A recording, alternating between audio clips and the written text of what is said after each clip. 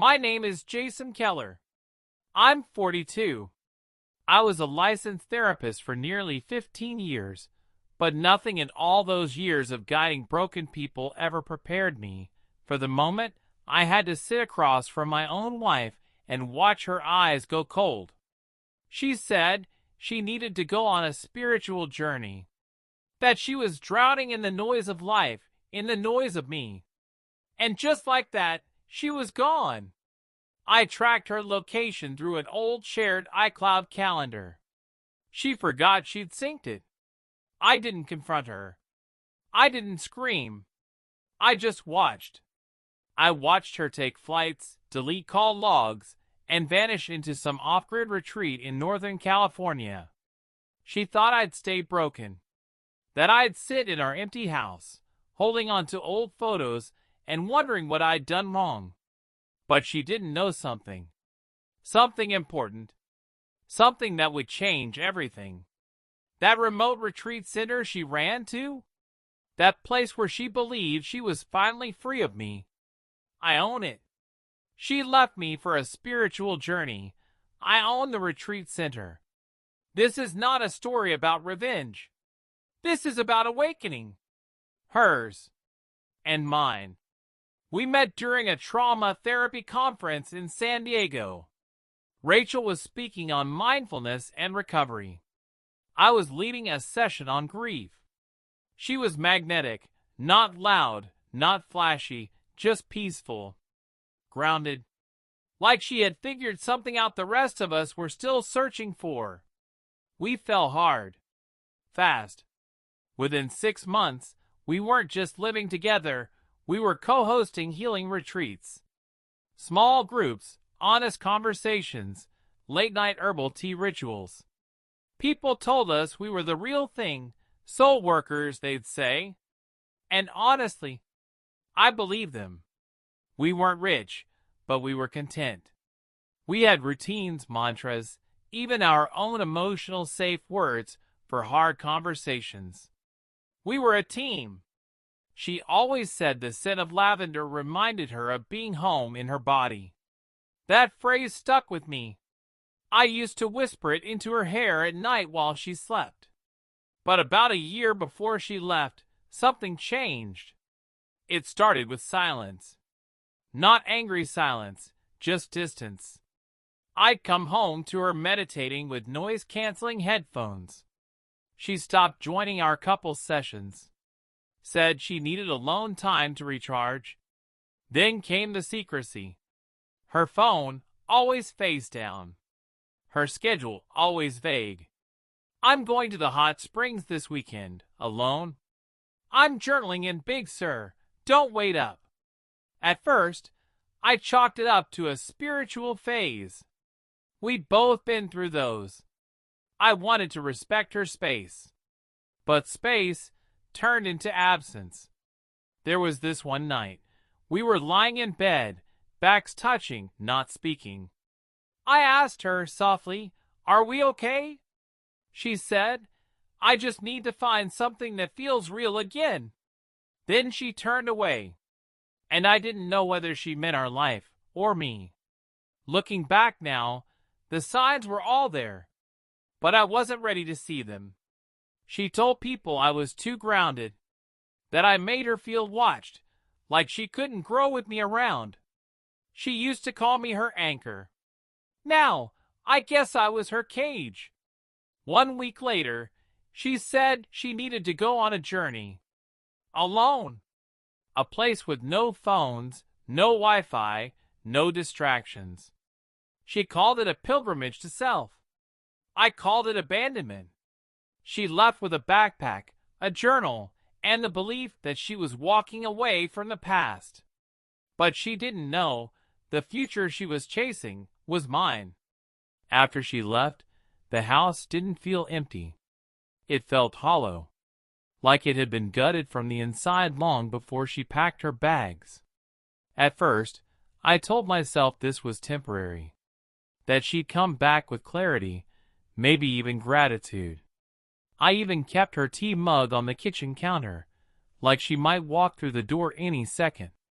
But every day she stayed gone, Something inside me shifted, not with rage, not with heartbreak, but with a quiet, creeping awareness. I never meant to track her. Not really. But the shared iCloud calendar we used for retreat bookings was still connected. She hadn't disabled it. Maybe she forgot. Maybe she didn't care. But either way, I saw it, a calendar note titled, "Arrival, Sacred Woods Sanctuary." I had never heard of the place, and we'd been in the wellness scene for over a decade.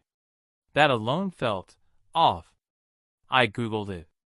A high-end spiritual detox retreat in Northern California. Remote. Exclusive. No phones. No guests under 10K. A perfect place to vanish. I checked her credit card statements, not out of paranoia, but instinct. She had used our shared account to pay for the stay, even though she had her own money. I scanned the charges: holistic massage, raw vegan meal plan, twin occupancy upgrade. Twin occupancy? I stared at that line for 10 straight minutes. My heart didn't race. It slowed. I didn't confront her. I didn't text or call or rage. I just started watching. She'd post nothing online, but occasionally the retreat center's blog would upload group photos. And in one of them, small, blurry, but clear enough, there she was. Rachel. Smiling. Arms loosely around a man I vaguely recognized. His name hit me 2 nights later, Asher. A former guest at one of our smaller retreats 3 years ago. He'd asked too many questions. Stayed a little too long. I remember Rachel saying he was just someone going through a spiritual storm. Now I knew what kind. I didn't sleep much after that. I wasn't crying. I wasn't yelling. I was calculating. Looking for patterns. Details.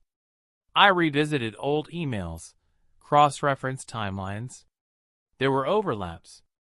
Late-night texts she once said were from her sister, actually Asher's area code. Photos of her in yoga poses taken by the staff? No. They were his angles. His watermark. Subtle, but there. The more I looked, the more the story changed. The timeline of her emotional burnout didn't match our real schedule. Her spiritual journey was less about healing, more about erasing me. Quietly. Carefully.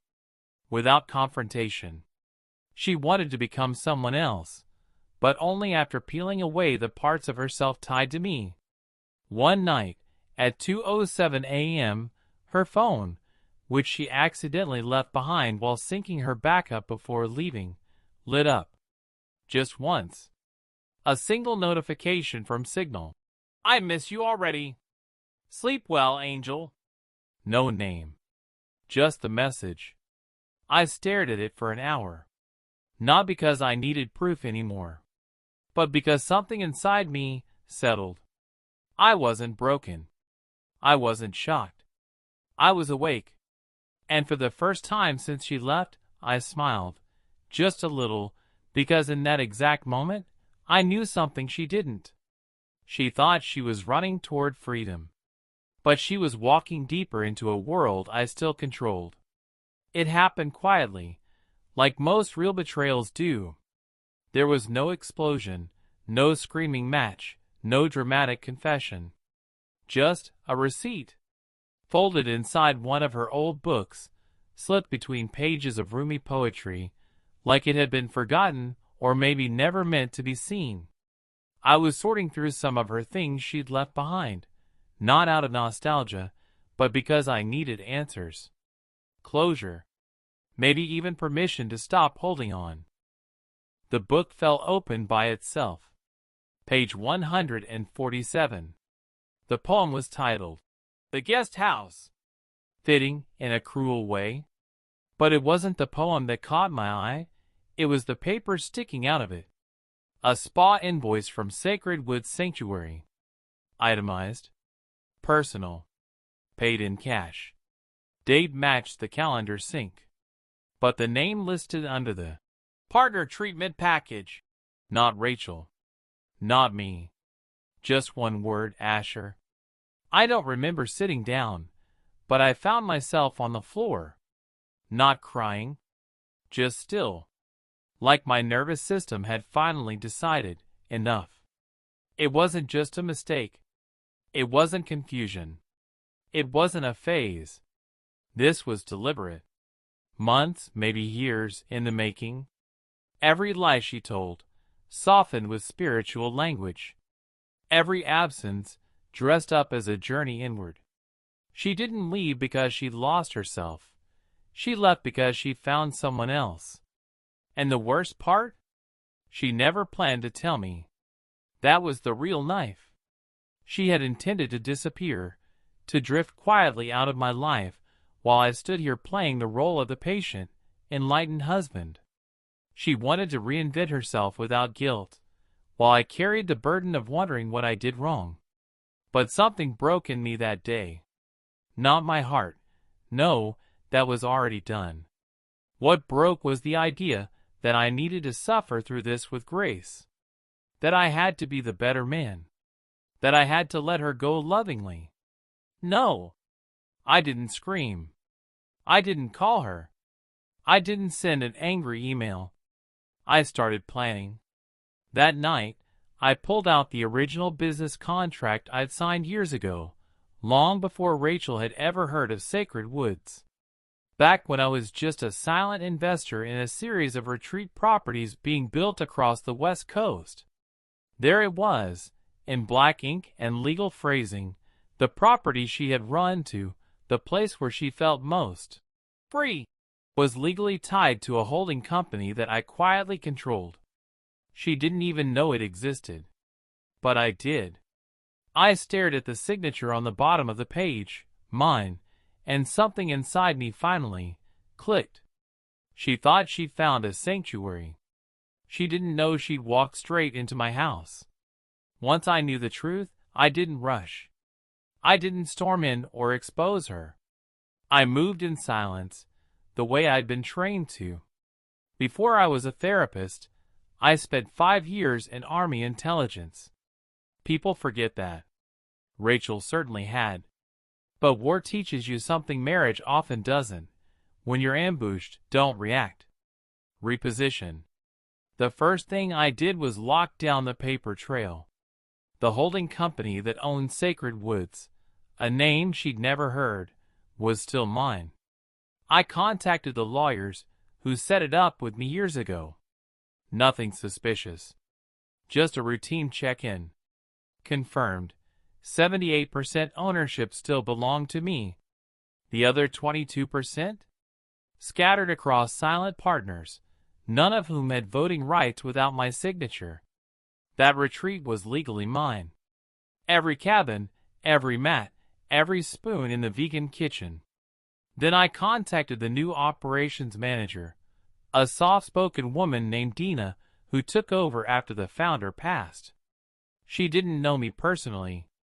I told her I was reviewing our investments and wanted to audit internal policies, especially the new surge of long-term guests. Dina agreed immediately.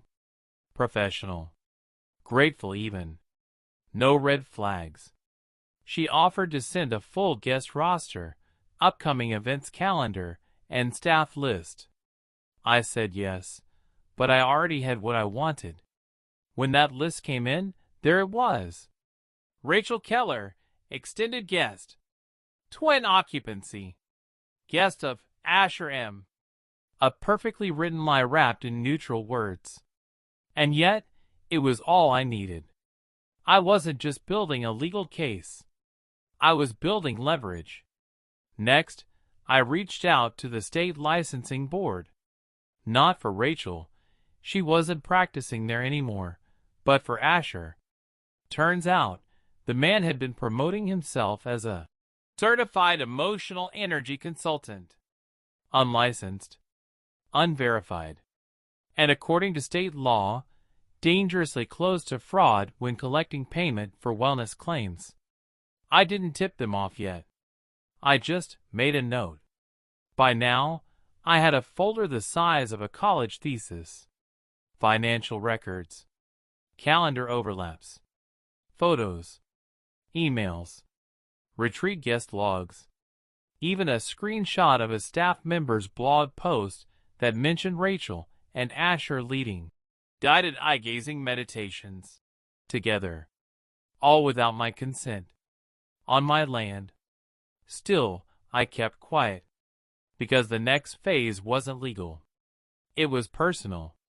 I called the board of the holding company and requested a mid-year audit of all guest-led programming. As majority owner, I had full right. I didn't even need a vote. My team drafted an internal letter.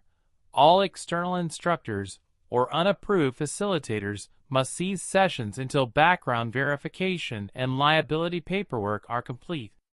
No exceptions. That meant Rachel and Asher would be cut off from leading any activities, instantly. But I didn't stop there. I contacted the local zoning authority. The retreat was operating near protected forest land, and technically, their new unregistered events violated a clause in the lease about commercial expansion. Again, nothing aggressive. Just a formal complaint filed anonymously, requesting an investigation. Within 72 hours, Sacred Woods was issued a compliance warning. Surprise inspection pending. And still, I hadn't said a word to Rachel. Because here's the thing about betrayal. You don't defeat it by yelling. You defeat it by letting it unfold on its own. Quietly. In the light. I knew she'd panic once the inspection hit. I knew she'd call me when her workshops got canceled. And I knew she'd walk into the next team meeting wondering why everything she'd built inside this so-called spiritual sanctuary was suddenly falling apart. She'd think it was random. She'd think it was karma. She wouldn't know. It was me. The message came on a Thursday. Short. Panicked. Jason. I don't know what's happening. They're saying there's some ownership conflict? And they've shut down the retreat for inspection? Can you please call me back? I didn't reply. I didn't even open the voicemail she left right after. I just forwarded both to my lawyer, then got in my car. The drive to Sacred Woods took 4 hours. I played classical music the entire way. Windows down. Calm heart. It wasn't adrenaline. It wasn't anger. It was something better, clarity. When I arrived at the retreat, the place was a shadow of what she described in her Instagram captions. Gone was the serene energy. Staff were tense. Guests confused. A compliance officer's truck sat near the gate. And right there on the porch of the main cabin stood Rachel. She looked like she hadn't slept. Her eyes darted between the clipboard in her hand and the woman arguing with her, Dina, the operations manager. I walked up slowly. Rachel turned. Froze. Jason? I nodded once. Calm. Hands in pockets. Heard you were having a bit of a week. Her voice cracked. What is this? They're saying everything's on hold, even my sessions. They said I'm not an authorized facilitator? What does that mean? I didn't answer her directly. I turned to Dina. Has she seen the documents yet? Dina nodded and handed Rachel a sealed envelope. Ownership confirmation. Audit request. New programming guidelines. My signature at the bottom of every page. Rachel opened the first page, and I watched her face fall. This is your company? She whispered. I let the silence answer. She blinked fast. I don't understand. You wouldn't, I interrupted. Because you were never supposed to. This was set up before you ever came into the picture. Silent holding company. Investor protection. No one bothers checking that when they're too busy finding themselves. She stepped back. You came all this way just to humiliate me? No, I said. I came to protect my property. You're not the victim here, Rachel. You left. You lied. And then you used my land, my resources, and my name to play pretend with a fraud.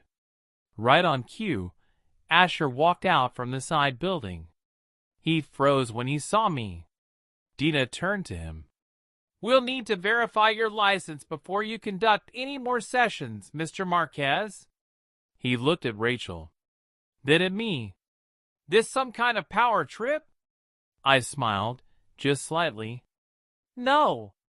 This is a compliance intervention. And a very expensive reminder that spiritual freedom doesn't excuse contractual fraud. Asher opened his mouth to speak, but I cut him off. Pulled out my phone. Played the audio. I told her he was too controlling. But he's also stupid. He thinks I'm meditating. We're literally in bed. Rachel's voice. Crystal clear. Laughing. The audio ended. Everyone was silent. Rachel's face went pale. Where did you get that? Old iCloud backups, I said. You left your phone unlocked the night you flew out. I didn't check it then, but I had my reasons later. Asher stepped forward, suddenly aggressive. This is illegal. No, Dina interrupted, stepping between us. This is over. Both of you need to pack your things and leave. Effective immediately. The board has revoked your guest access and program privileges until further notice. Rachel looked at me, tears welling. But I didn't move. I didn't flinch. You always said this place made you feel alive, I said quietly. Maybe it did. But remember, you were alive inside my walls. I turned and walked away. Didn't look back. Didn't need to. Because when the truth is loud enough, silence becomes the final word. It's been 14 months. The retreat center is quiet now. Not silent, just still in the way nature is when it finally exhales. We reopened 6 months ago under a new program, one focused on trauma recovery for veterans and survivors of emotional abuse. This time, no fake gurus. No Instagram shamans. Just truth, soil, breath, and healing. I don't run it for profit. I don't even speak at the workshops. I just live on the edge of the property, in a small cabin I built myself. I wake early, drink coffee in silence, walk the perimeter at dawn. Sometimes, a guest will ask if I'm the groundskeeper. I just nod. Let them believe it. Rachel never came back. She sent one email. No subject line. Just 6 words. I'm sorry. I wasn't honest. I didn't reply. Not because I hate her. I don't. I've stopped carrying the weight of what she did. I just knew that no combination of words could rebuild what she chose to burn. Some things don't need closure. They need distance. Asher tried to sue. It didn't go well. Turns out, self-declared healers don't do well under legal pressure, especially when the man they crossed has 78% equity, military precision, and a complete paper trail. Last I heard, he's hosting sound baths in Sedona under a new name. Good luck to him. People ask me if I regret how it ended. I don't. Pain has a purpose. And betrayal? Betrayal is just clarity, delivered in cruelty. Because the truth is, if she had never left, I'd still be living a lie. Still shrinking myself to make space for someone who had already emotionally packed up. Still believing that love meant endurance, even when it hurt. But love isn't endurance. It's alignment. It's 2 people choosing truth over comfort.